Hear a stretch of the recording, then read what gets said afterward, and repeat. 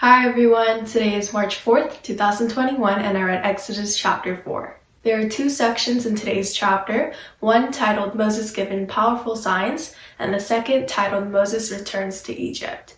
I want to talk a lot more about the first section, and so I'll be giving a summary of the whole thing, and then I'll go back. What I'm going to say next is going to be very brief because, again, I want to come back to it, but Moses finishes up his conversation with God from yesterday. Moses then asks for the consent of Jethro, his father-in-law, and when he does say yes, he travels back to Egypt with his whole family. God tells Moses that when he meets Pharaoh, he will harden Pharaoh's heart so that he will not listen to anything that comes out of his mouth. But God also commands Moses to tell Pharaoh that if he refused to let the people of Israel go, then God will take away his first son.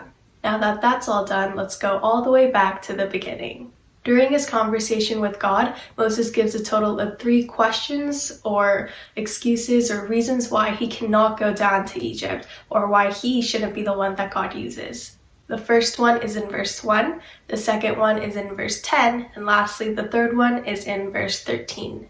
But behold, they will not believe me or listen to my voice, for they will say, the Lord did not appear to you.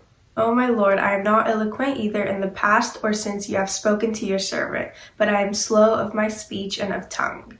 O my Lord, please send someone else. To prove to Moses that God will be with him and that God will be the provider of his strength, he performs powerful signs in order to kind of convince him, and an example of this can be turning his staff into a snake. The things that Moses said in today's chapter sums up how we can sometimes react when God calls us. It's so easy for us to come up with excuses or complain that the task given to us is too big or too overwhelming. So today I want us all to take some time to pray for obedience and also to pray for the ability to do our best in whatever circumstance God places us in. Well, that's it for today's journey. Thank you so much for joining. I know that we hopped back and forth a little bit, so hopefully it wasn't too confusing, but you can watch yesterday's video up there, and I'll see you guys again tomorrow with Exodus chapter 5. Bye!